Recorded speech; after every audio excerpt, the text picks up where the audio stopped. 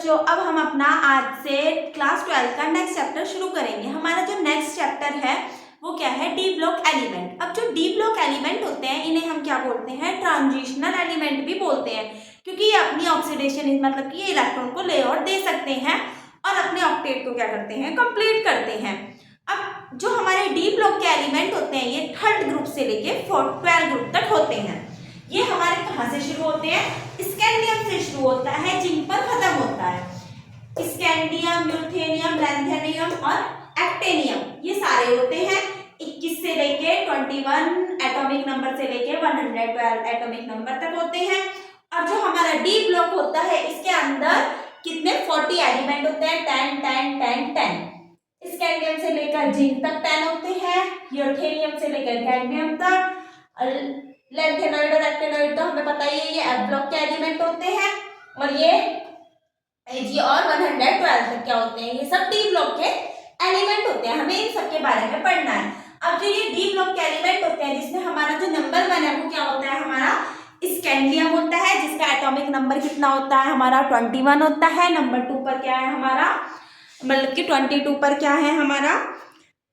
टेक्टेनियम है, वेनेडियम है, क्रोमियम 24 पर है, मैग्नीज 25 पर है, आयरन 26 पर है, कोबाल्ट 27 पर है, निकेल 28 पर है, और क्या कहते हैं जो कॉपर है वो 29 पर है, और जिंक कहाँ पर है?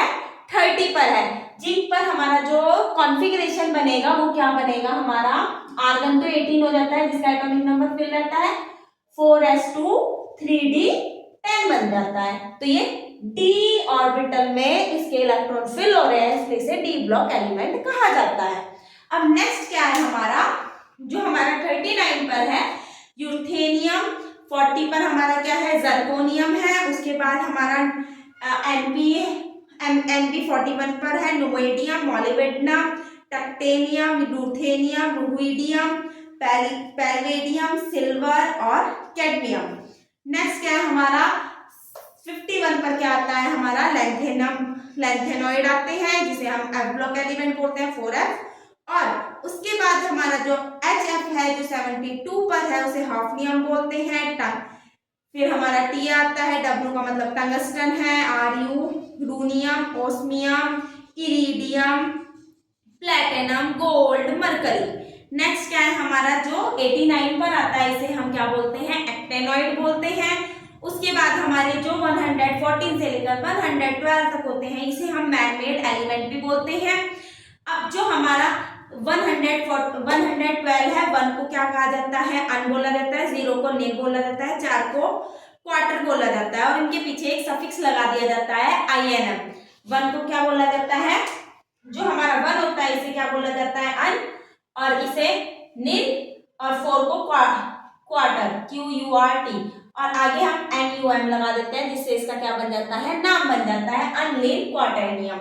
ऐसे ही क्या हो जाएगा? अनलिन पेंटेरेनियम, अनलिन हेक्सेनियम, अनलिन सेप्टेरेनियम, और नेक्स्ट क्या हो जाएगा? अनलिन 8 वाला ऑक्टेनियम, अनलिन नेक्टेनियम। इसी तरीके से 100 जो हमारे 12 एलिमेंट है वो क्या हो जाते हैं? पीरियोडिक टेबल में जो भी हमारे डी ब्लॉक एलिमेंट है वो कंप्लीट हो जाते हैं। अब इसके बाद हम इसके आगे का नेक्स्ट पढ़ेंगे। एलिमेंट होते हैं इसके अंदर ये जो हमारा जिंक होता है, कैडमियम और Hg होते हैं, इन तीनों का क्या होता है? ऑक्टेट कंप्लीट होता है। अब इन तीनों का ऑक्टेट कंप्लीट होता है इसलिए इनको हम इंक्लूड नहीं करते हैं ट्रांजिशनल मैटर में। इनको हम ट्रांजिशनल मैटर में इंक्लूड नहीं करते हैं क्योंकि इनका जो ऑक्टेट होता है वो क्या होता है हमारा? बिल्कुल कंप्लीट फिल्ड होता है। जैसे कि इसका 4s2 3d10 है तो इसका क्या होएगा? 5s2 4d10, इसका 6s2 5d10 होएगा।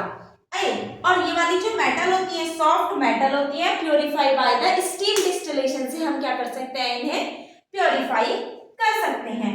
नेक्स्ट क्या है? जो हमारा कॉपर होता है, कॉपर Ag मतलब सिल्वर, और Au का मतलब क्या होता है? हमारा गोल्ड होता है। इन तीनों मेटल से क्या बनाए जाते हैं? कॉइन्स बनाए जाते हैं, सिक्के बनाए जाते हैं, इसलिए इसे कॉइनाइजर मेटल भी बोलते हैं। जिन मेटल के सिक्के बनाए जाते हैं उन मेटल को मतलब कि जिन मेटल के कॉइन बनाए जाते हैं उन मेटल को कॉइनाइजर मेटल बोलते हैं, जिसमें हमारा कॉपर, सिल्वर और गोल्ड आता है। ठीक है, वो ये।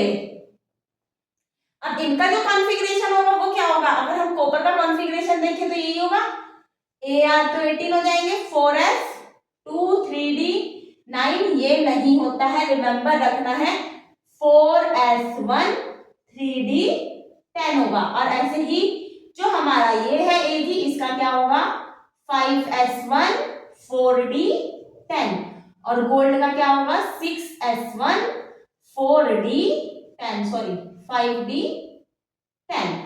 अब हमारा जो नेक्स्ट है जिसके अंदर हमारा क्या आता है, प्लेटिनम और इरिडियम आते हैं। अब जो हमारे प्लेटिनम और इरिडियम है वो अगर हम देखें तो कहाँ है, ये रे दोनों, प्लेटिनम और इरिडियम।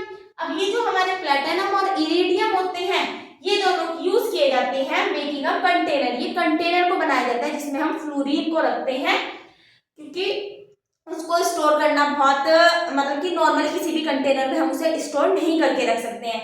तो प्लैटिनम और इरिडियम के अलॉय को मिक्स करके एक अलॉय बनाया जाता है। वो जो अलॉय होता है मतलब कि जब हम दो मेटल को आपस में मिक्स करते हैं तो उससे क्या बनाया जाता है, हमारा अलॉय बनाया जाता है। और इन दोनों को मिक्स करने से जो अलॉय बनाया जाता है उसका यूज हम स्टोरेज ऑफ फ्लोरीन को स्टोर करने के लिए करते हैं, क्योंकि ये क्या होता है, बहुत ज्यादा रिएक्टिव होता है इसलिए। नेक्स्ट क्या है हमारा, ऑस्मियम और रुथेनियम। अब ये जो ऑस्मियम है और ये रुथेनियम है, आर यू सॉरी उल्टा हो गया, ये रहा, ये दोनों क्या होते हैं, इनकी मैक्सिमम ऑक्सीडेशन नंबर होता है, मतलब कि इनका जो ऑक्सीडेशन नंबर होता है वो कितना आता है, इनका ऑक्सीडेशन नंबर 8 आता है। सबसे मैक्सिमम ऑक्सीडेशन नंबर क्या होता है, इन्हीं का होता है। इसके बाद जो हमारा टंगस्टन होता है, ये W, जो हमारा टंगस्टन होता है ये क्या होता है, ये इसका जो मेल्टिंग पॉइंट होता है, जितनी भी हमारे डी ब्लॉक के एलिमेंट होते हैं उसमें सबसे ज्यादा मेल्टिंग पॉइंट किसका होता है, हमारे टंगस्टन का सबसे ज्यादा मेल्टिंग पॉइंट होता है। और एक और चीज याद रखनी है, इन दोनों का ऑक्सीडेशन नंबर तो 8 ही होता है, लेकिन जो हमारा ओस्मियम होता है इसकी जो डेंसिटी होती है वो बहुत ज्यादा हाई होती है। इन अदर मेटल्स में सबसे ज्यादा डेंसिटी इसी की होती है। नेक्स्ट क्या है हमारा, Ti, ये थैलियम, जर्कोनियम और हॉफनियम। इनका यूज प्योरीफाई, इनको किस चीज से, मतलब कि इनको अगर हमें प्योरीफाई करना है तो हम वॉन आल्करे प्रोसेस का यूज करते हैं इनको प्योरीफाई करने के लिए।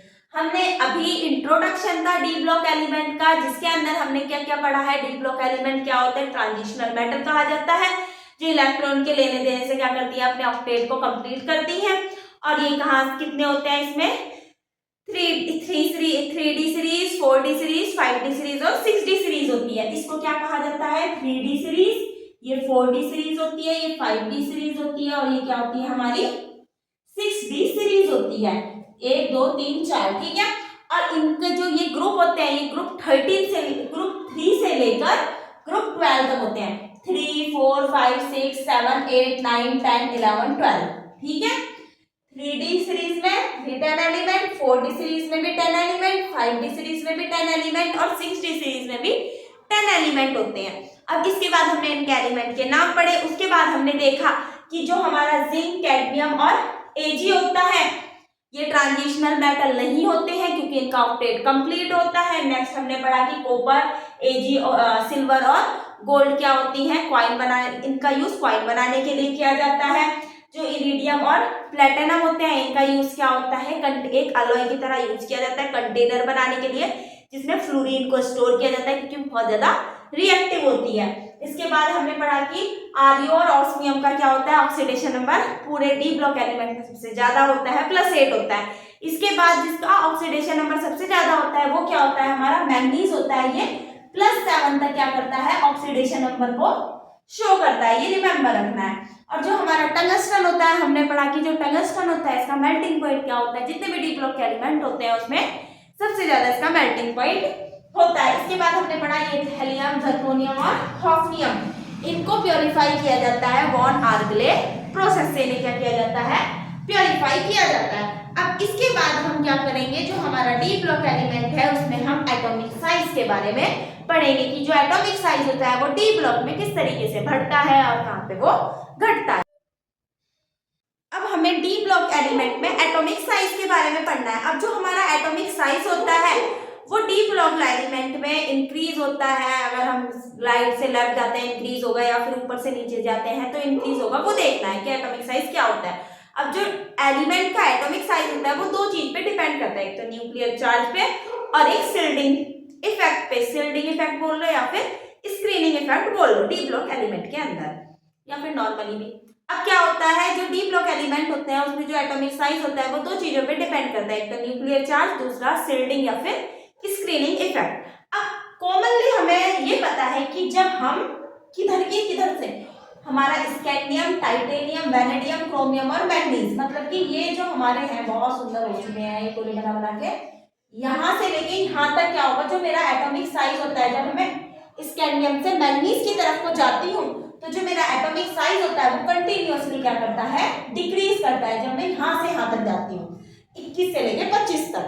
ठीक है, इसके बाद जो हमारा आयरन, कोबाल्ट और निकिल होता है, यहाँ तक जो हमारा एटॉमिक साइज होता है वो लगभग इक्वल होता है, मतलब कांस्टेंट होता है, क्योंकि इनका जो मैग्नीट्यूड होता है वो थोड़ा थोड़ा इक्वल होता है। न्यूक्लियर चार्ज और शिल्डिंग इफेक्ट इक्वल होता है इस कारण। और ये कंटिन्यूअसली डिक्रीज इसलिए होता है क्योंकि यहाँ पे इफेक्टिव न्यूक्लियर चार्ज होता है। नेक्स्ट क्या है हमारा, जो कॉपर और जिंक होता है इनका जो न्यूक्लियर मतलब कि एटॉमिक साइज होता है वो कंटिन्यूअसली क्या करता है, इंक्रीज करता है, क्योंकि increase magnitude of screening effect बढ़ता है। अब ये शिल्डिंग इफेक्ट और स्क्रीनिंग इफेक्ट क्या होता है, इफेक्टिव न्यूक्लियर चार्ज क्या होता है, ये हम आपको नेक्स्ट लेक्चर में बताएंगे। एटॉमिक साइज क्या होता है, डी ब्लॉक एलिमेंट में स्कैंडियम से मैग्नीज तक क्या करता है, जाते हैं तो डिक्रीज करता है क्योंकि इफेक्टिव न्यूक्लियर चार्ज ज्यादा होता है। नेक्स्ट क्या है, आयरन, कोबाल्ट और निकिल में जो इफेक्टिव न्यूक्लियर चार्ज होता है वो लगभग कांस्टेंट होता है क्योंकि इक्वल मैग्नीट्यूड होता है किसका, nuclear charge and shielding effect का। नेक्स्ट क्या है, कॉपर और जिंक के बीच में क्या करता है, वो इंक्रीज करता है क्योंकि मैग्नीट्यूड ऑफ शिल्डिंग इफेक्ट क्या करता है, हमारा इंक्रीज करता है, इसलिए। इसके बाद हम अपना नेक्स्ट पढ़ेंगे।